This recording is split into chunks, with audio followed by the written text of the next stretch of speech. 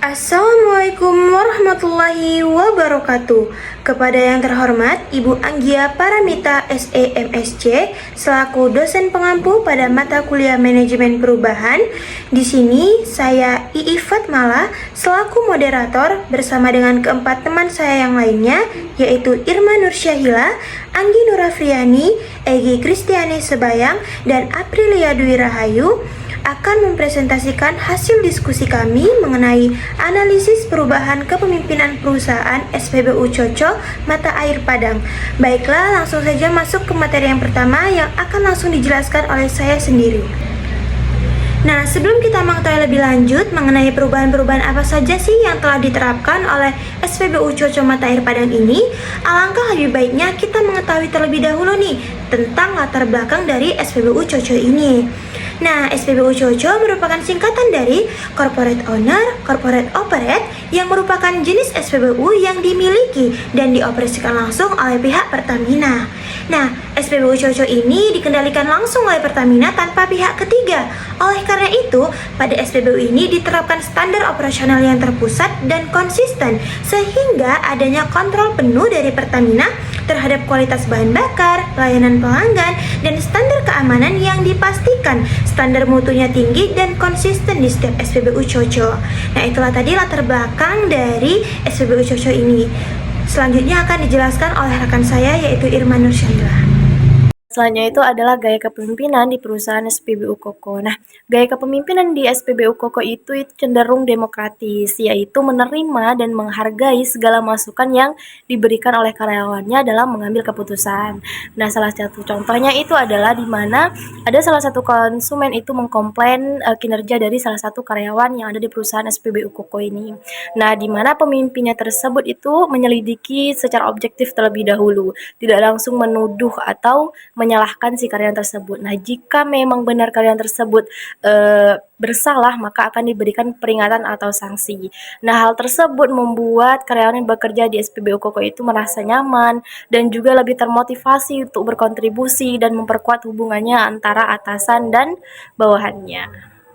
Adapun perubahan yang terjadi pada Pertamina ini yaitu ada 3. Yang pertama, perubahan bangunan, di mana sebelumnya bangunan ini sudah tidak nyaman lagi untuk digunakan pelanggan. Namun setelah terjadinya perubahan, bangunan ini sudah nyaman untuk digunakan pelanggan dan fasilitasnya pun sudah terlengkapi sesuai dengan standar operasional. Dan perubahan yang kedua yaitu penambahan pembayaran yang awalnya itu hanya bisa melalui cash, sekarang itu sudah bisa kredit, debit, OVO, My Pertamina, dan Kris. Dan yang perubahan yang ketiga yaitu tersedianya mesin ATM dari berbagai bank di SPBU itu. Nah, sehingga memudahkan pelanggan untuk tarik tunai. Dan ini adalah tujuannya untuk mempermudah pelanggan sehingga pembayarannya itu terselesaikan dengan baik, baik yang secara tunai maupun yang non-tunai.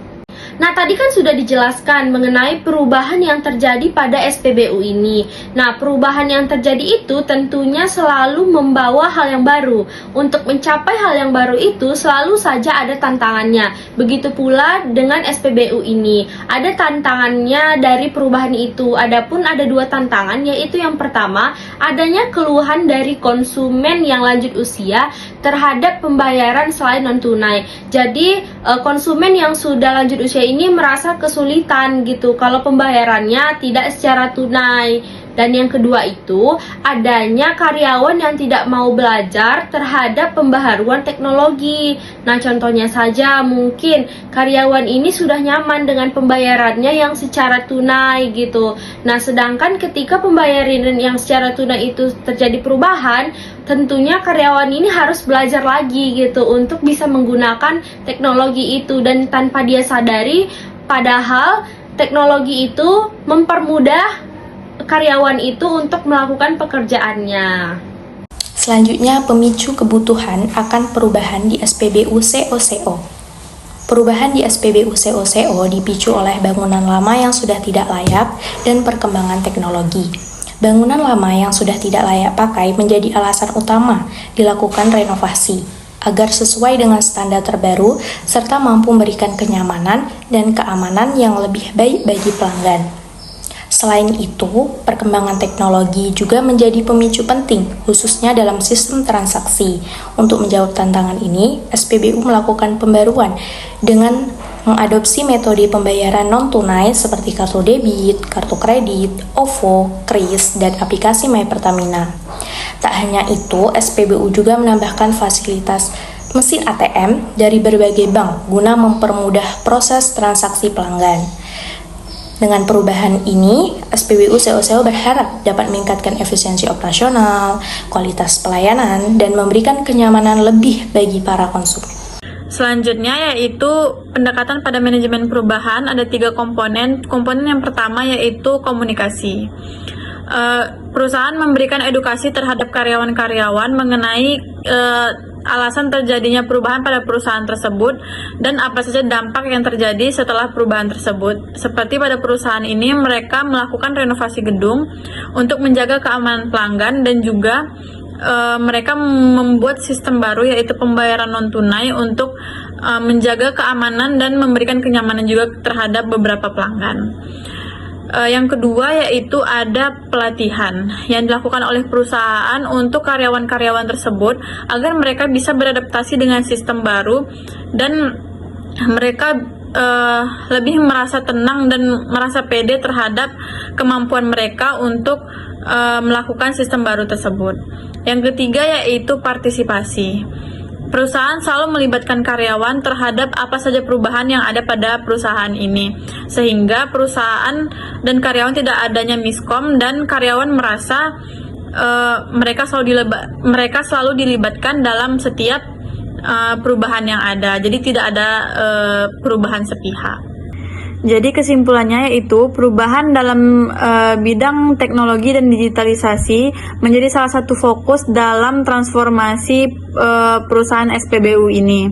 Seperti adanya pembayaran sistem digital dan juga otomatisasi pengisian bahan bakar serta pemakaian aplikasi yang dapat membuat kenyamanan pelanggan lebih baik lagi. Selanjutnya yaitu manajemen perubahan pada fokus peningkatan kinerja karyawan. Perusahaan ini juga menerapkan hal tersebut dengan melakukan pelatihan terhadap karyawan-karyawannya sehingga mereka tahu pengetahuan keterampilan mereka sesuai atau tidaknya dengan perkembangan tren yang sedang ada dan juga pengembangan teknologi dan tren industri. Perusahaan ini menghadapi dan menyesuaikan dengan perubahan yang ada di setiap periodenya.